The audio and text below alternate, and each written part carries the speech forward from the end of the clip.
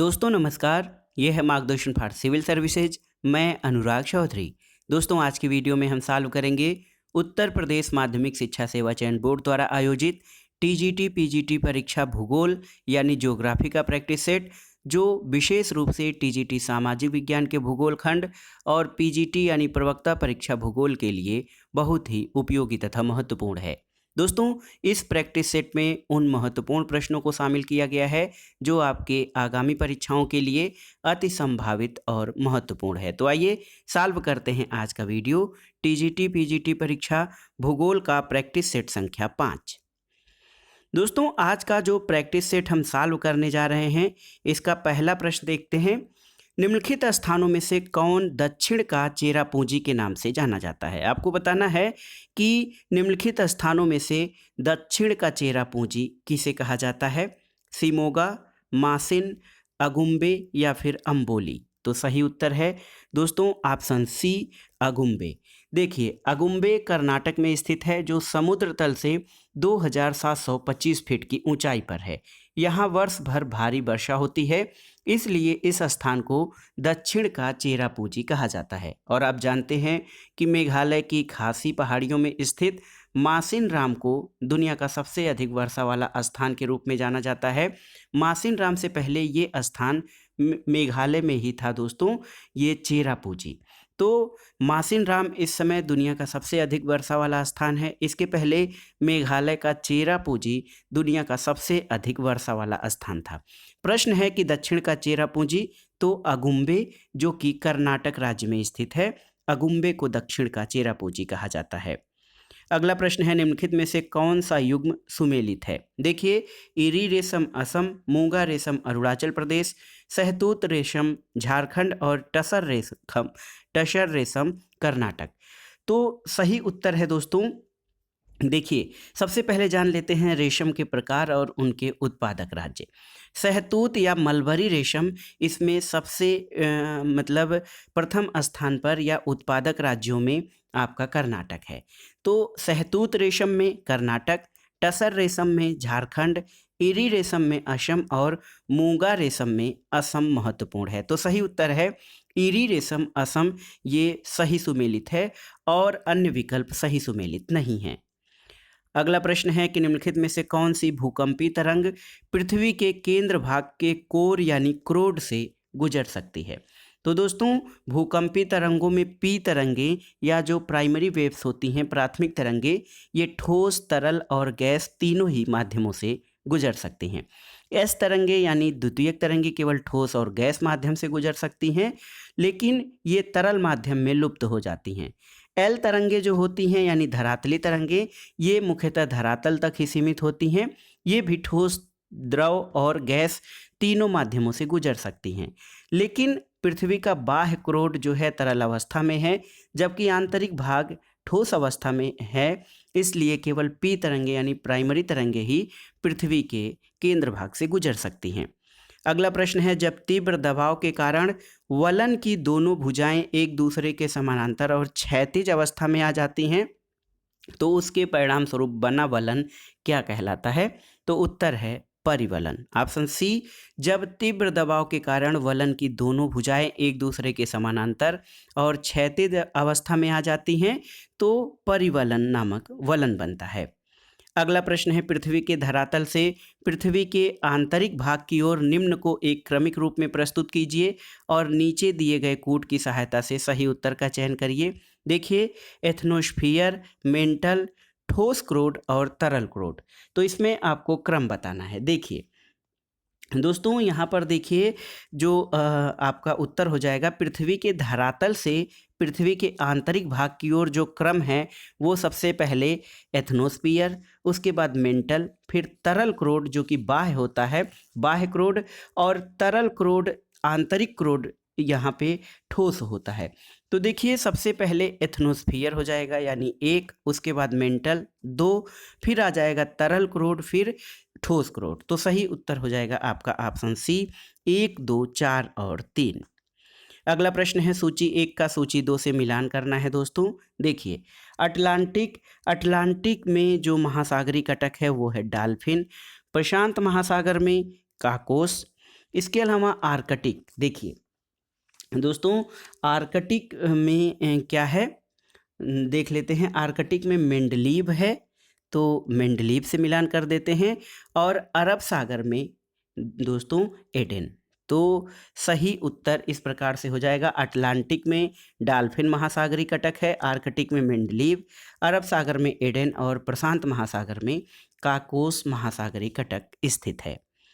अगला प्रश्न है, देखते हैं दोस्तों, निम्नलिखित में ऊर्जा में चूना प्रधान कौन से होते हैं? देखिए, टेरोपाड, रेडियोलोरियन, डायटम या फिर ग्लोबीजेरिना।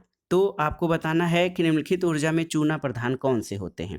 दोस्तों महाद्वीपों के वो दोस्तों जैविक और अकार्बनिक निक्षेपों के गहन सागरीय जमावों को चूने और सिलिका के आधार पर दो भागों में बांटा जा सकता है। एक चूना प्रधान पंख होते हैं जिसमें टेरोपाड और ग्लोबीजेरिना प्रमुख हैं, और सिलिका प्रधान पंख में रेडियोलोरियन और डायटम पंख प्रमुख होते हैं। तो चूना प्रधान में क्या क्या है? देखिए, चूना प्रधान में आपके दोस्तों देखिए चूना प्रधान पूछ रहा है, टेरोपाड और ग्लोबीजेरिना है। तो ग्लोबीजेरिना और टेरोपाड ये हो जाएगा 1 और 4। तो सही उत्तर आपका हो जाएगा ऑप्शन डी। अगला प्रश्न है दोस्तों, देखिए, निम्नलिखित में से किस तट पर संकीर्ण महासागरीय महाद्वीपीय शेल्फ हैं? किस तट पर संकीर्ण महाद्वीपीय शेल्फ हैं? चीन, कनाडा, उत्तरी ऑस्ट्रेलिया या दक्षिण अमेरिका का पश्चिमी तट? तो उत्तर है दक्षिण अमेरिका के पश्चिमी तट में। दोस्तों जिन भागों में तट के साथ तीव्र ढाल वाले पर्वतीय क्षेत्र होते हैं वहाँ मग्न ढाल तीव्र होता है और अधिक ढाल वाला मग्न तट कम चौड़ा होता है। इसी के नाते दक्षिण अमेरिका का जो पश्चिमी तट है वहाँ पर पर्वत और इंडीज के कारण तीव्र ढाल वाला संकीर्ण मग्न तट या महाद्वीपीय शेल्फ पाया जाता है। अगला प्रश्न है, देखते हैं, निम्नलिखित में से कौन प्रवाल विरंजन या ब्लीचिंग का प्रमुख कारक है? तो उत्तर है दोस्तों ग्लोबल वार्मिंग या वैश्विक उष्मन जो है ये प्रवाल विरंजन का प्रमुख कारण माना जा रहा है। अगला प्रश्न है, निम्नलिखित में से किस जलवायु का उद्भव ग्रहीय वायुदाब पेटियों और हवाओं के मौसमी स्थान परिवर्तन के कारण होता है? तो उत्तर है दोस्तों भूमध्य सागरीय जलवायु। भूमध्य सागरीय जलवायु का जो उद्भव होता है वो ग्रहीय वायुदाब पेटी और हवाओं के मौसमी परिवर्तन के कारण होता है। अगला प्रश्न है, निम्नलिखित में से किसे तड़ित मेघ कहा जाता है? बहुत ही महत्वपूर्ण प्रश्न है वर्षा और वर्षण से कि किसे तड़ित मेघ कहा जाता है।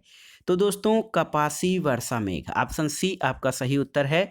कपासी वर्षा मेघ को तड़ित मेघ कहा जाता है और ये मेघ धरातल के समीप काले और सघन रूप में पाए जाते हैं। आकाश में इनके कारण तीव्र गर्जन होता है और ये बड़े शहरों की तरह ऊर्ध्वाधर रूप में दिखाई देते हैं। इन मेघों से तीव्र वर्षा होती है। अगला प्रश्न है, वायु परिसंचरण के विभिन्न प्रकारों में कौन एक वाताग्र जनन के लिए उत्तरदायी है? आपको बताना है। तो उत्तर है विरूपणी परिसंचरण। दोस्तों ऑप्शन सी आपका सही उत्तर है। विरूपणी परिसंचरण जो है ये आपके वायु परिसंचरण के प्रकारों में से वाताग्र जनन के लिए उत्तरदायी है। तो बहुत ही महत्वपूर्ण है दोस्तों। देखिए 12 का हो जाएगा आपका ऑप्शन सी और विरूपणी परिसंचरण वाताग्र जनन के लिए उत्तरदायी है। अगला प्रश्न है, वायुमंडल की कौन सी परत वायुयान उड़ान के लिए अत्यंत सुविधाजनक दशाएं रखती है? आपको बताना है। तो ये है समताप मंडल। देखिए वायुमंडल की एक परत है समताप मंडल जिसको स्ट्रेटोस्फियर कहा जाता है। ये वायुयान उड़ाने के लिए बहुत सुविधाजनक होती है और ये मंडल मौसमी हलचल से रहित होता है। अगला प्रश्न है, पारितंत्रों की घटती उत्पादकता के क्रम में उनका कौन सा अनुक्रम सही है? आपको बताना है। तो सबसे अधिक उत्पादकता की ओर से आपको बढ़ना है सबसे कम उत्पादकता की ओर। तो देखिए घटती उत्पादकता के रूप में सबसे अधिक उत्पादकता मैंग्रोव वनों की, फिर घास स्थल की, उसके बाद झील और फिर महासागरों की होती है। तो दोस्तों सर्वोच्च उत्पादकता महाद्वीप महासागरीय मिलन स्थल जहां ज्वार नदमुख हैं वहां पे पाई जाती है। इसके अलावा वहीं पे दोस्तों क्या है मैंग्रोव वन क्षेत्र भी पाए जाते हैं। उच्च उत्पादकता का द्वितीय क्षेत्र उष्ण आर्द्र बनावरण या छिछली झीलें हैं और सबसे कम उत्पादकता गहरे महासागर, रेगिस्तान और आर्कटिक क्षेत्रों में होती है। तो ऑप्शन सी आपका सही उत्तर हो जाएगा। मैंग्रोव, घास स्थल, झील और महासागर ये पारितंत्रों की घटती उत्पादकता का क्रम है। अगला प्रश्न है, पारिस्थितिकी के संदर्भ में कौन सा पिरामिड उल्टा नहीं हो सकता है? तो सही उत्तर है ऊर्जा पिरामिड। दोस्तों, पिरामिड आकृति के रूप में प्रदर्शित विभिन्न पोषण स्तरों पर ऊर्जा की मात्रा को ऊर्जा पिरामिड कहते हैं और ये पिरामिड हमेशा सीधा होता है, कभी उल्टा नहीं होता है, क्योंकि आप जानते हैं कि ऊर्जा प्रवाह एक दिशीय होता है। तो सही उत्तर है ऊर्जा पिरामिड उल्टा नहीं हो सकता है। अगला प्रश्न है, कौन सा सौर ऊर्जा को रासायनिक ऊर्जा में परिवर्तित करता है? यानी सोलर एनर्जी को केमिकल एनर्जी में कौन परिवर्तित करता है? तो उत्तर है उत्पादक। पौधे जो होते हैं ये प्राथमिक उत्पादक की श्रेणी में आते हैं। ये प्रकाश संश्लेषण की क्रिया के द्वारा सौर ऊर्जा को रासायनिक ऊर्जा में बदलते हैं। अगला प्रश्न है, पृथ्वी की आयु लगभग कितने वर्ष है? आपको बताना है। ऑप्शन है 4.5 बिलियन वर्ष, 4.6 बिलियन वर्ष, 4.7 बिलियन वर्ष या 4.8 बिलियन वर्ष। तो सही उत्तर है दोस्तों, वर्तमान में ऐसे तो किसी सिद्धांत या विश्वस्त विधि का प्रतिपादन नहीं किया गया है जिसके आधार पर पृथ्वी की उत्पत्ति का सही काल निर्धारण किया जाए, लेकिन पृथ्वी की आयु लगभग 460 करोड़ वर्ष यानी 4.6 बिलियन वर्ष मापी जाती है। अगला प्रश्न है दोस्तों, दो वसंत विषुव यानी वर्नल इक्विनॉक्स के बीच कितने दिनों का अंतराल होता है? तो दो वसंत विषुव के बीच कितने दिन का अंतराल होता है आपको बताना है। तो दोस्तों 21 मार्च को वसंत विषुव की स्थिति होती है और इस स्थिति में सूर्य भूमध्य रेखा पर लंबवत चमकता है। ये स्थिति पुनः 21 मार्च के आने में यानी 365 दिन का समय लगता है। तो सही उत्तर हो जाएगा, दो वसंत विषुव के बीच में 365 दिन का अंतर होता है। तो सही उत्तर है ऑप्शन डी आपका सही उत्तर हो जाएगा 365 दिन। अगला प्रश्न है दोस्तों, पृथ्वी को कितने टाइम जोन्स यानी समय क्षेत्र में बांटा गया है? तो उत्तर है पृथ्वी को कुल 24 समय क्षेत्र या टाइम जोन्स में बांटा गया है। अगला प्रश्न है दोस्तों, तीव्र ढाल को मानचित्र में प्रदर्शित किया जा सकता है कैसे? तो उत्तर है समोच्च रेखाओं की निकटता से। देखिए, तीव्र ढाल जो मानचित्र में होते हैं इनको समोच्च रेखाओं की निकटता से प्रदर्शित किया जाता है। धरातल पर समुद्र तल से मापन ऊंचाई वाले या समान ऊंचाई वाले निकटस्थ स्थानों को मिलाने वाली काल्पनिक रेखाओं को समोच्च रेखा कहते हैं और समोच्च रेखाएं मानचित्र पर उच्चावच प्रदर्शित करने की आदर्श विधि होती हैं। अगला प्रश्न है दोस्तों, इंटरनेशनल तिथि रेखा से संबंधित है। देखिए, जब जहाज अंतर्राष्ट्रीय तिथि रेखा को पश्चिम से पूरब, देखिए पश्चिम से पूरब पार करता है तो उसकी स्थिति में क्या परिवर्तन होता है उसकी तिथि में? तो दोस्तों, जब एक जहाज, देखिए 180 डिग्री देशांतर, आपका जो 180 डिग्री देशांतर रेखा है इसको अंतर्राष्ट्रीय तिथि रेखा कहा जाता है। लेकिन यदि कोई व्यक्ति भारत की ओर चलते हुए इस रेखा को पश्चिम से पूरब की ओर पार करता है तो एक दिन कम हो जाता है और जब पूरब की ओर से चलते हुए पश्चिम की ओर पार करता है तो एक दिन बढ़ जाता है। तो यहाँ पे पूछा गया है पश्चिम से पूरब, तो उत्तर है पश्चिम से पूरब जब वो पार करता है तो उसकी तिथि एक दिन घट जाएगी। अगला प्रश्न है, निम्नलिखित ग्रहों में किस पर सबसे छोटा दिन होता है? आपको बताना है। पृथ्वी, मंगल, बुध और शुक्र। तो सही उत्तर है पृथ्वी पर। देखिए, बुध पर जो दिन की अवधि होती है घंटे में 4222.6 घंटे, शुक्र पर 2802 घंटे और पृथ्वी पर 24 घंटे, मंगल पर 24.7 घंटे। तो इससे आप स्पष्ट हो जाइए कि पृथ्वी पर जो है सबसे छोटा दिन होता है। अगला प्रश्न देखते हैं, निम्नलिखित में से किसने भूगोल को पृथ्वी के धरातल को मानव के निवास के अध्ययन के रूप में बताया? हार्टथॉर्न, हम्बोल्ट, रिटर या बैरोज? तो सही उत्तर है रिटर। दोस्तों, रिटर ने भूगोल को पृथ्वी के धरातल को मानव के निवास के रूप में अध्ययन बताया और उनके अनुसार भूगोल का एक ही केंद्रीय नियम है, पृथ्वी तल की घटनाओं और दृश्य जगत को और प्राकृतिक स्वरूपों को मानव प्रगति से संबंधित बनाना। अगला प्रश्न है, कई बार पूछा जाता है, वातावरणीय निश्चयवाद या पर्यावरणीय निश्चयवाद के मुख्य अधिवक्ता कौन है? तो उत्तर है दोस्तों, वातावरणीय निश्चयवाद का जन्म जर्मनी में हुआ था और इसके प्रमुख प्रतिपादक जर्मन भूगोलवेत्ता और मानव भूगोल के जन्मदाता फ्रेडरिक रेटजल थे। ऑप्शन सी आपका सही उत्तर है। दोस्तों आपको बता दें कि फ्रेडरिक रेटजल की महत्वपूर्ण रचना एंथ्रोपोजियोग्राफी बहुत ही महत्वपूर्ण है। अगला प्रश्न है, निम्नलिखित में से किसने जनसंख्या के लॉजिस्टिक वक्र सिद्धांत या लॉजिस्टिक कर्व थ्योरी को प्रतिपादित किया था? सैडसर, डबलडे, पर्ल और रीड या वकैसो? तो सही उत्तर है ऑप्शन सी, पर्ल एवं रीड। दोस्तों लॉजिस्टिक वक्र का सिद्धांत पहले तो क्यूटलेट के द्वारा 1835 में और वी वरहल्स्ट के द्वारा 1838 में दिया गया, लेकिन अमेरिका में लॉजिस्टिक वक्र सिद्धांत को सही और वैज्ञानिक ढंग से प्रस्तुत करने का कार्य रेमंड पर्ल और जो है लावेल रीड ने किया था। तो लॉजिस्टिक वक्र सिद्धांत के प्रतिपादन का श्रेय पर्ल और रीड को दिया जाता है। अगला प्रश्न है दोस्तों, जनसंख्या विस्फोट, जिसको जनसंख्या विस्फोट या उच्च जनसंख्या वृद्धि की दशा कहा जाता है, ये किससे संबंधित है आपको बताना है। तो उत्तर है दोस्तों, उच्च जन्म दर और निम्न मृत्यु दर, यानी जन्म दर बहुत ऊंची हो और मृत्यु दर कम हो जाती है तो उसको जनसंख्या विस्फोट की संज्ञा देते हैं। अगला प्रश्न है दोस्तों, सूची 1 का मिलान सूची 2 से कीजिए। देखिए, मानव प्रजाति और अधिकांश व्यक्ति कहाँ से आते हैं, इनका सुमेलन करना है। मंगोल, दोस्तों मंगोल जो हैं ये दक्षिण कोरिया से आते हैं। काकेशायड ये जर्मनी से संबंधित हैं। ऑस्ट्रेलायड श्रीलंका से और निग्रोइड जो हैं इथोपिया से संबंधित हैं। तो सही उत्तर आपका हो जाएगा ऑप्शन बी, 2 4 1 3। मंगोल दोस्तों दक्षिण कोरिया, काकेशायड जर्मनी, ऑस्ट्रेलायड प्रजाति जो है श्रीलंका और निग्रोइड समूह जो है या प्रजाति इथोपिया से काफ़ी संख्या में लोग संबंधित हैं। अगला प्रश्न है दोस्तों, बोल्गा जलमार्ग बोल्गा डान नहर द्वारा किस सागर से जुड़ा है? कैस्पियन सागर, काला सागर, भूमध्य सागर या प्रशांत महासागर?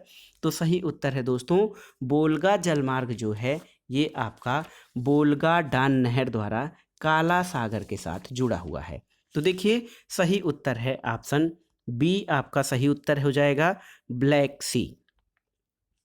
अगला प्रश्न आसान सा है, मानचेस्टर किस उद्योग के लिए विख्यात है आपको बताना है। तो सही उत्तर है दोस्तों, मानचेस्टर ग्रेट ब्रिटेन में है जो काटन के वस्त्र यानी सूती वस्त्रों के लिए विश्व में प्रसिद्ध है। अगला प्रश्न है, खट्टे फलों की कृषि किस प्रकार की कृषि के अंतर्गत आती है? रोपड़ कृषि, मिश्रित कृषि, भूमध्य सागरीय कृषि या सहकारी कृषि? तो दोस्तों खट्टे फलों की कृषि मुख्य रूप से भूमध्य सागरीय कृषि के अंतर्गत की जाती है और भूमध्य सागरीय कृषि में सर्वाधिक अंगूर की खेती होती है। अच्छे किस्म के अंगूरों से उच्च गुणवत्ता वाली शराब का उत्पादन होता है। अगला प्रश्न है दोस्तों, निम्नलिखित आर्थिक क्रियाओं में से कौन चतुर्थ श्रेणी में शामिल की जाती है आपको बताना है। तो प्राथमिक, द्वितीयक और तृतीयक तो आप जानते हैं, चतुर्थ श्रेणी में क्या शामिल किया जाता है? दोस्तों जो चतुर्थ श्रेणी होता है, देखिए चतुर्थ श्रेणी में ऐसी क्रियाएं शामिल की जाती हैं जिसमें क्या करते हैं कि चतुर्थक श्रेणी में तकनीकी सुविधा जैसे सूचना, प्रौद्योगिकी, विज्ञान, कला, साहित्य, शोध कार्य आदि की क्रियाएं शामिल हैं।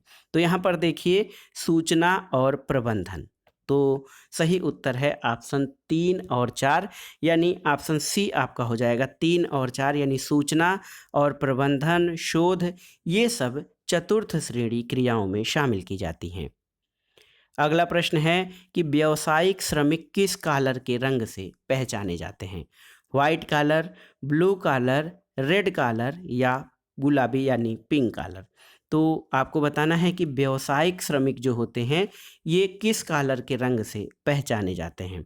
तो उत्तर है दोस्तों, व्यावसायिक श्रमिक जो होते हैं ये जो द्वितीयक वर्ग या व्यावसायिक श्रमिक की क्रियाओं में जो श्रमिक होते हैं उनको नीला कॉलर या ब्लू कॉलर श्रमिक कहा जाता है। देखिए, व्यावसायिक श्रमिक जो होते हैं उनको नीला कॉलर या ब्लू कॉलर श्रमिक कहा जाता है। लेकिन अन्य क्रियाओं में जैसे देखिए प्राथमिक क्रिया, पहले जान लीजिए आप, प्राथमिक क्रियाओं में जो श्रमिक लगे होते हैं इनको रेड कॉलर यानी लाल कॉलर श्रमिक कहा जाता है। द्वितीयक क्रियाओं में क्या होता है, ये उद्योग और क्षेत्र होते हैं उद्योग से संबंधित, इनको ब्लू कॉलर कहा जाता है। इसके अलावा जो तृतीयक क्षेत्र यानी सेवा क्षेत्र में संबंधित हैं उनको व्हाइट कॉलर श्रमिक कहा जाता है। और जो पंचमक क्रियाएं यानी गोल्ड कॉलर श्रमिक कहा जाते हैं जो कि पंचमक क्रियाओं में लगे हुए हैं। अगला प्रश्न है 2011 की जनगणना के आंकड़ों के अनुसार निम्नलिखित राज्यों में से किसकी स्त्री साक्षरता दर सबसे कम है। तो दोस्तों न्यूनतम स्त्री साक्षरता दर वाला राज्य कौन सा है, बिहार। सही उत्तर ऑप्शन बी हो जाएगा। सबसे कम स्त्री साक्षरता बिहार की 51.5% है। उसके बाद राजस्थान का स्थान आता है 52.1%, फिर झारखंड, जम्मू और कश्मीर और उसके बाद उत्तर प्रदेश आता है। अगला प्रश्न है दोस्तों, सूची 1 का सूची 2 के साथ सुमेलन करना है आपको। खनिज जमाव और राज्य। खनिज जमाव का मतलब खनिज भंडार और उनसे संबंधित राज्यों को आपको बताना है। जिप्सम, दोस्तों जिप्सम जो है ये बहुत ही महत्वपूर्ण है। इसके निक्षेप राजस्थान में है और लगभग 80% भंडार जो है ये राजस्थान में पाए जाते हैं। ग्रेफाइट के जो निक्षेप हैं या खनिज जमाव ये सर्वाधिक मात्रा में अरुणाचल प्रदेश में है। फ्लोर इस्पार, दोस्तों फ्लोर इस्पार गुजरात में लगभग इसके 66% भंडार पाए जाते हैं। और निकिल के भंडार सर्वाधिक ओडिशा में पाए जाते हैं, लगभग 93% भंडार। तो देखिए इस आधार पर आपका सही उत्तर हो जाएगा ऑप्शन सी, 4, 3, 2, 1। अगला प्रश्न बहुत ही आसान सा है। डूरंड रेखा किन 2 देशों को अलग करती है, आपको बताना है। तो आप जानते हैं डूरंड रेखा भारत और अफगानिस्तान के बीच है। इसके अलावा मैकमोहन रेखा भारत और चीन के मध्य, रेडक्लिफ रेखा भारत और पाकिस्तान के मध्य सीमा का निर्धारण करती है।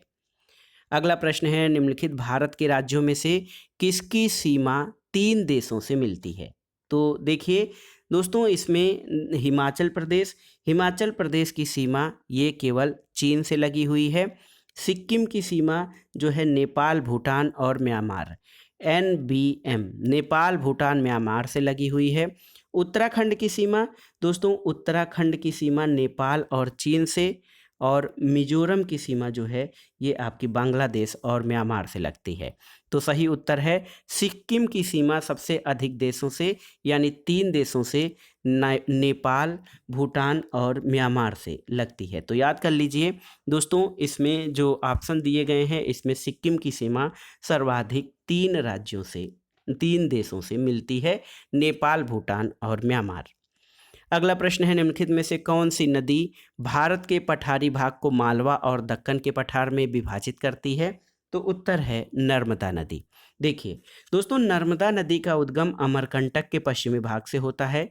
ये नदी अरब सागर में गिरने वाली प्रायद्वीपीय भारत की सबसे बड़ी नदी है, जो उत्तर में विंध्य पर्वत और दक्षिण में सतपुड़ा पर्वत के मध्य भ्रंश घाटी से होकर बहती है।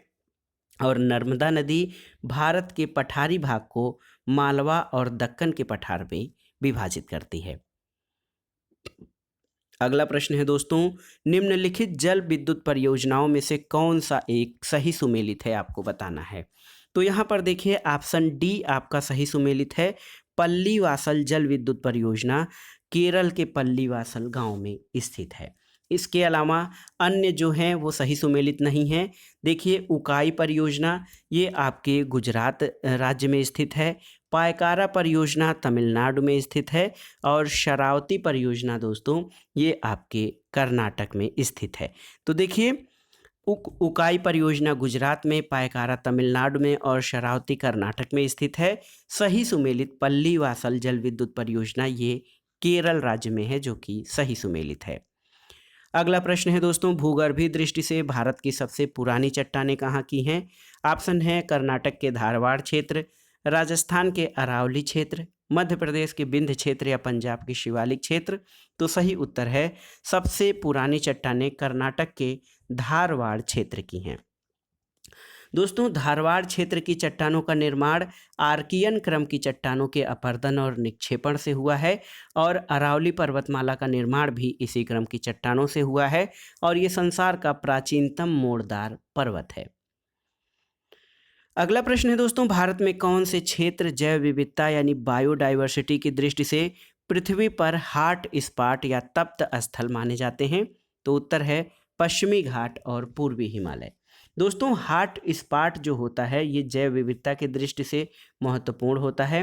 देखिए, हॉट स्पॉट शब्द का सबसे पहले प्रयोग नॉर्मन मायर्स ने 1988 में किया था और ये ऐसे क्षेत्र होते हैं जहां पर स्थानीय जातियों की अधिकता पाई जाती है, लेकिन इन जीव जंतुओं के अस्तित्व पर भी खतरा होता है। देखिए, जैव विविधता के संदर्भ में भारत में पश्चिमी घाट, पूर्वी हिमालय, म्यांमार भारत सीमा और सुंडालैंड को हॉट स्पॉट या तप्त स्थल माना जाता है। अगला प्रश्न है दोस्तों, 2011 की जनगणना के अनुसार निम्नलिखित में से किस धार्मिक समूह में सबसे अधिक साक्षरता दर्ज की गई है? ईसाई, हिंदू, सिख या जैन?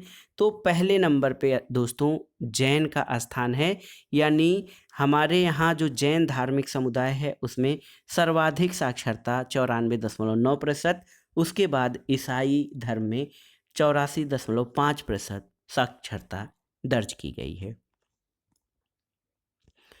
अगला प्रश्न देखते हैं दोस्तों, करेवा वैली या करेवा घाटी कहाँ पर स्थित है? कश्मीर, हिमाचल प्रदेश, तमिलनाडु या उत्तराखंड? तो उत्तर है ऑप्शन ए कश्मीर में। दोस्तों, करेवा वैली कश्मीर में स्थित है और करेवा घाटी में पाई जाने वाली करेवा मिट्टी में केसर, बादाम, अखरोट, सेब और अन्य फलों की खेती की जाती है। अगला प्रश्न है, जर्मनी में उत्तरी सागर और बाल्टिक सागर को कौन सी नहर जोड़ती है? आपको बताना है। ऑप्शन है स्वेज नहर, कील नहर, उत्तरी सागर नहर या न्यू वाटर वे?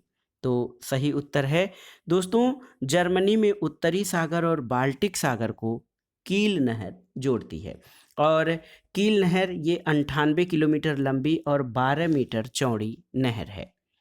अगला प्रश्न है, देखिए, विश्व का कहवा पत्तन या कॉफी पोर्ट किसे कहा जाता है? सांटोस, साओ पालो, ब्यूनस आयर्स या जिबूती को? तो उत्तर है दुनिया का कॉफी पोर्ट या कॉफी पत्तन ब्राजील के सांटोस बंदरगाह को कहा जाता है। अगला प्रश्न है दोस्तों, कौन सी फसल भारत में सर्वाधिक उगाई जाती है? मक्का, बाजरा, चावल या गेहूं? तो उत्तर है चावल। दोस्तों, चावल या धान जो है ये भारत की मुख्य खाद्यान्न फसल है और सबसे अधिक मात्रा में बोई जाने वाली फसल चावल है। भारत दुनिया में चावल का दूसरा सबसे बड़ा उत्पादक देश है। अगला प्रश्न देखते हैं दोस्तों, दुनिया में सबसे बड़ा कोयला उत्पादक देश कौन है? चीन, भारत, रूस या कोलंबिया? तो सही उत्तर है चीन। इंडियन मिनरल ईयर बुक के अनुसार कोयला और लिग्नाइट का उत्पादन करने वाले शीर्ष देशों में चीन, भारत, अमेरिका, ऑस्ट्रेलिया का स्थान आता है। तो सही उत्तर है दोस्तों चीन दुनिया का सबसे बड़ा कोयला उत्पादक देश है। अगला प्रश्न देखते हैं कि निम्न में से किस अपर्दन चक्र संकल्पना में उत्थान और अपर्दन की प्रक्रियाएं समानांतर क्रियाशील रहती हैं? आपको बताना है। तो देखिए, कौन सा अपर्दन चक्र है जिसमें उत्थान और अपर्दन की क्रियाएं समानांतर क्रियाशील रहती हैं? तो दोस्तों, पेंक महोदय ने, पेंक एक विचारक हैं, इन्होंने उत्थान और अपर्दन क्रिया को साथ साथ स्पष्ट किया और उनका मानना है कि स्थल रूपों का विकास उत्थान और निम्नीकरण की दर दोनों के पारस्परिक संबंधों की प्रावस्था का प्रतिफल होता है, यानी कोई भी लैंडस्केप या भूदृश्य उत्थान की दर और अपर्दन की दर द्वारा निर्धारित होती है। तो दोस्तों, सही उत्तर है कि ये हैं पेंक। सही उत्तर आपका हो जाएगा ऑप्शन बी पेंक। अगला प्रश्न है, अधः कर्तित विसर्पों का निर्माण होता है? आपको बताना है किस तरह से अधः कर्तित विसर्पों का निर्माण होता है।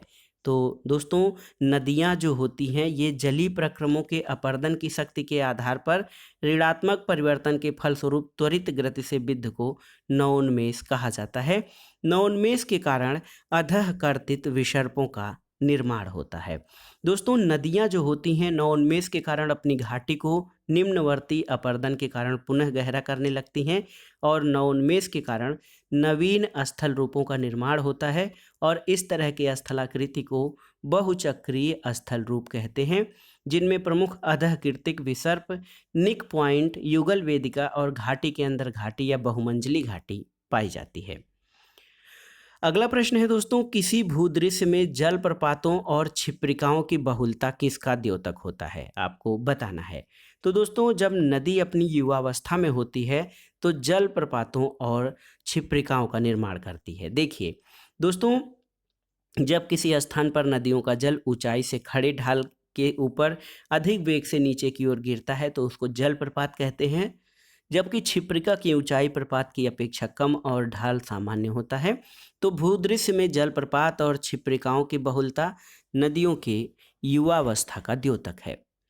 अगला प्रश्न है, निम्नलिखित में से कौन स्थलाकृति पवन के अपर्दनात्मक स्थल रूपों से संबंधित नहीं है? इंसेलबर्ग, बरखान, ड्राई केंटर या गारा या छत्रक शिला। तो दोस्तों इंसेलबर्ग, ड्राई केंटर, गारक या छत्रक शिला पवन के अपर्दन से होता है, जबकि बरखान का निर्माण पवन के निक्षेपण कार्य से होता है। बरखान जो है ये पवनों के द्वारा निक्षेपण से होता है। इंसेलबर्ग, ड्राई केंटर और गारा या छत्रक शिला पवन के अपर्दनात्मक स्थल का रूप होता है, तो बरखान इसमें अलग है।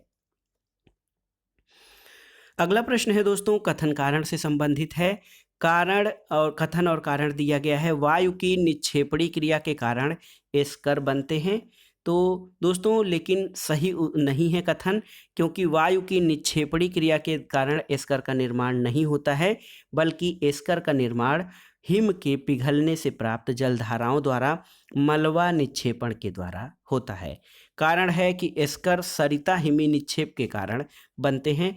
तो दोस्तों देखिए, स्कर लंबे, सकरे और सर्पिलाकार कटक होते हैं। इनके किनारे तीव्र ढाल वाले होते हैं। तो सही उत्तर क्या हो जाएगा? सही उत्तर है ए गलत है, लेकिन आर सही है। तो ऑप्शन डी आपका सही उत्तर हो जाएगा।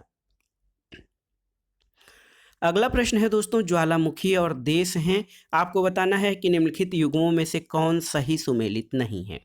देखिए, इरेबस जापान ये सही सुमेलित नहीं है, क्योंकि इरेबस जो ज्वालामुखी है ये दोस्तों आपका अंटार्कटिका महाद्वीप के रास द्वीपीय क्षेत्र में सक्रिय ज्वालामुखी है। तो इरेबस अंटार्कटिका में है। देखिए हम नोट कर दे रहे हैं, अंटार्कटिका में इरेबस ज्वालामुखी स्थित है। माउंट अनुंग दोस्तों, माउंट अनुंग इंडोनेशिया में, ग्रिम्सवोटन आइसलैंड में और किलायू संयुक्त राज्य अमेरिका में किलाइया ज्वालामुखी है। तो इरेबस जापान में नहीं बल्कि अंटार्कटिका में स्थित है। अगला प्रश्न है, ओजोन के संदर्भ में निम्नलिखित कथनों में से कौन सा सही है? ये पराबैंगनी किरणों को अवशोषित करती है, ये सही कथन है। और यदि यह क्षोभ मंडल में उपस्थित हो तो एक प्रदूषक बन जाती है। तो दोस्तों दोनों ही कथन सही हैं, ऑप्शन सी आपका सही उत्तर हो जाएगा। देखिए, अधिकांश ओजोन गैस जो है वो समताप मंडल में 15 से 35 किलोमीटर के बीच मौजूद है, जहां ये सूर्य के हानिकारक पराबैंगनी विकिरण से पृथ्वी की सतह की रक्षा के लिए एक ढाल के रूप में कार्य करती है दोस्तों। लेकिन धरातल या क्षोभ मंडल के समीप अगर जो ये गैस आ जाती है तो फेफड़ों के ऊतक और पौधों को नुकसान पहुंचाता है। यानी जब क्षोभ मंडल में उपस्थित हो तो ये एक प्रदूषक बन जाता है। तो कुल मिलाकर एक और दो दोनों ही कथन सही हैं। अगला प्रश्न है दोस्तों, पवनों का मौसमी उत्क्रमण किसका प्रारूपी अभिलक्षण है? तो उत्तर है दोस्तों, पवनों के अनुसार क्रम परिवर्तित करने वाली पवनें मानसून कहलाती हैं।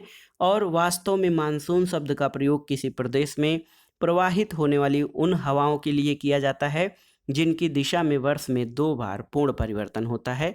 तो उत्तर है ऑप्शन सी। देखिए, मानसूनी जलवायु पवनों का मौसमी उत्क्रमण जो है प्रारूपी अभिलक्षण है। अगला प्रश्न देखिए, कई बार परीक्षाओं में पूछा है, अश्व अक्षांश किसे या कहाँ स्थित है? तो उत्तर है 30 से 35 डिग्री उत्तरी और दक्षिणी अक्षांशों में अश्व अक्षांश स्थित है। तो अश्व अक्षांश जो होते हैं दोनों गोलार्धों में उपोष्णकटिबंधीय क्षेत्र होते हैं, उच्च वायुदाब पेटी में स्थित होते हैं और ये पेटी दो विपरीत धरातली हवाओं व्यापारिक और पछुआ पवनों के बीच जो है विभाजन का कार्य करती है। अगला प्रश्न है दोस्तों, देखिए पूछ रहा है कि सभी तरंगे संबंधित हैं। दोस्तों ये देखिए ध्रुवों से भूमध्य रेखा तक जेट प्रवाह की स्थिति और विस्तार में परिवर्तन होता है, जिसके कारण से जेट प्रवाह पश्चिम से पूर्व दिशा में विसर्पी मार्ग पर अग्रसर होता है और जेट प्रवाह के इस विसर्पी मार्ग को रासभी या रासबी वेव्स कहा जाता है। दोस्तों रासबी वेव्स जो होते हैं वो किससे संबंधित होती हैं? तो सही उत्तर है जेट स्ट्रीम से। ये देखिए स्पेलिंग है ROSSBY, रासबी वेव्स। दोस्तों रासबी वेव्स जेट स्ट्रीम से संबंधित होती हैं। दोस्तों इसका नाम रासबी इसलिए पड़ा क्योंकि जेट प्रवाह के विसर्पी मार्ग की खोज CJ रासबी ने 1937 में किया था। अगला प्रश्न है, देखिए वायुदाब, जो हमारा वायुदाब है उसका एकाएक कम हो जाना किस प्रकार के मौसम को प्रदर्शित करता है? तो सही उत्तर है वायुदाब अचानक कम हो जाए तो ये तूफानी मौसम का द्योतक होता है और वायुदाब का मापन बैरोमीटर नामक यंत्र से किया जाता है। अगला प्रश्न है दोस्तों, सूची 1 और सूची 2 का सुमेलन कीजिए और सूची के नीचे दिए गए कूटों की सहायता से उत्तर का चयन कीजिए। यहाँ पर सूची 1 में सागरी गर्त है और दूसरे में महासागर का नाम है कि वो गर्त कहाँ स्थित है। सुंडा गर्त, सुंडा गर्त दोस्तों पूर्वी हिंद महासागर में, यानी A का 3 हो जाएगा। मेरियाना ट्रेंच आप जानते हैं कि उत्तरी प्रशांत महासागर में स्थित है, B का दूसरा हो जाएगा। पोर्टो रिको गर्त दोस्तों ये उत्तरी अटलांटिक महासागर यानी उत्तरी अंध महासागर में स्थित है और आटाकामा गर्त जो है ये आपके दक्षिणी प्रशांत महासागर में स्थित है। तो देखिए 3 2 1 4, तो सही ऑप्शन हो जाएगा 3 2 1 4, ऑप्शन C आपका सही उत्तर हो जाएगा। अगला प्रश्न है दोस्तों, अटलांटिक महासागर या अंध महासागर की औसत गहराई कितनी है? दोस्तों अटलांटिक महासागर की औसत गहराई 3900 मीटर है। याद रखिएगा सही उत्तर है 3900 मीटर अटलांटिक महासागर की औसत गहराई है। प्रशांत महासागर की औसत गहराई 3940 मीटर है और हिंद महासागर की औसत गहराई 3840 मीटर है। अगला प्रश्न है दोस्तों, सारगैसो सागर किसके लिए प्रख्यात है? तो आप जानिए दोस्तों सारगैसो सागर क्या है? उत्तरी अटलांटिक महासागर में उत्तरी विषुवत रेखी धारा, गल्फ स्ट्रीम और कनारी धारा द्वारा एक प्रतिचक्रवाती प्रवाह क्रम पाया जाता है, जिसके अंतर्गत शांत और गतिहीन जल पाया जाता है, जिसमें सारगैसम नामक घास फैली हुई है, जिस कारण इस भाग को सारगैसो सागर कहा जाता है। तो उत्तर है दोस्तों सारगैसो सागर समुद्री शैवाल से भरा हुआ स्थिर जल है, जिसको सारगैसो सी कहा जाता है। अगला प्रश्न है, मध्य अटलांटिक रिज किस प्रक्रिया से निर्मित हुई है? आपको बताना है। वलन, भ्रंशन, मलबा का एकत्रण या प्लेट विस्थापन? तो उत्तर है मध्य अटलांटिक कटक, ये आपके प्लेट विस्थापन से जो है उत्पन्न हुई है, निर्मित हुई है। देखिए मध्य अटलांटिक कटक अटलांटिक महासागर की प्रमुख स्थलाकृति है, जो उत्तर में आइसलैंड के दक्षिण में बोवेट द्वीप तक यस की आकृति में 14,400 किलोमीटर की लंबाई में विस्तृत है और ये संपूर्ण सागरी क्षेत्र में 4,000 मीटर से नीचे नहीं है। इसकी उत्पत्ति जो है अमेरिकी प्लेट और यूरेशियन और अफ्रीकन प्लेट के मध्य अपसरण वाले रचनात्मक किनारों के सहारे हुई है। तो उत्तर है मध्य अटलांटिक रिज प्लेट विस्थापन के कारण निर्मित हुई है। इस वीडियो का आखिरी प्रश्न है दोस्तों, निम्न में से कौन सा एक प्रवाल पालिप वृद्धि के लिए अनुकूल नहीं है? वर्ष पर्यंत सागरीय जल का औसत मासिक तापमान 18 से 30 डिग्री सेल्सियस। इसके अलावा दोस्तों अवसाद मुक्त स्वच्छ सागरी जल सही है 30 प्रति हजार से 40 प्रति हजार के बीच महासागरीय लवणता। तो ये आपका दोस्तों प्रवाल पालिप वृद्धि के लिए अनुकूल नहीं है और महासागरों के प्रकाशित मंडल का ऊपरी भाग। दोस्तों प्रवाल मुख्य रूप से उष्णकटिबंधीय महासागरों में पाए जाते हैं और सागरी जल का औसत मासिक तापमान 18 डिग्री सेल्सियस से 30 डिग्री सेल्सियस हो सकता है। प्रवालों के विकास के लिए स्वच्छ जल की आवश्यकता होती है, लेकिन अधिक लवणता प्रवाल के विकास के लिए हानिकारक है। दोस्तों प्रवालों के समुचित विकास के लिए औसत सागरी लवणता 27 प्रति हजार से 30 प्रति हजार होनी चाहिए। इसलिए ऑप्शन सी आपका जो है पूछ रहा है कि प्रवाल पालिप की वृद्धि के लिए अनुकूल नहीं है, तो ऑप्शन सी जो है ये आपका प्रवाल पालिप वृद्धि के लिए अनुकूल नहीं है। तो दोस्तों ये था आज का वीडियो टीजीटी पीजीटी परीक्षा भूगोल का प्रैक्टिस सेट। इसमें हमने उन महत्वपूर्ण प्रश्नों को शामिल किया है जो आगामी परीक्षाओं के लिए बहुत ही उपयोगी और महत्वपूर्ण हैं। आप इन प्रश्नों को तैयार कर लीजिएगा। कई सारे प्रश्न इसमें आसान हैं और रिवाइज किए हुए हैं। कुछ प्रश्न नए हैं जिनको आप अलग से नोट कर लीजिएगा ताकि एग्जाम टाइम में रिवाइज करने में आसानी रहे। वीडियो आपको कैसा लगा हमें कमेंट बॉक्स में ज़रूर बताइएगा। वीडियो को लाइक करें, शेयर करें और इस चैनल मार्गदर्शन फॉर सिविल सर्विसेज को सब्सक्राइब करें। वीडियो देखने के लिए धन्यवाद दोस्तों। नमस्कार।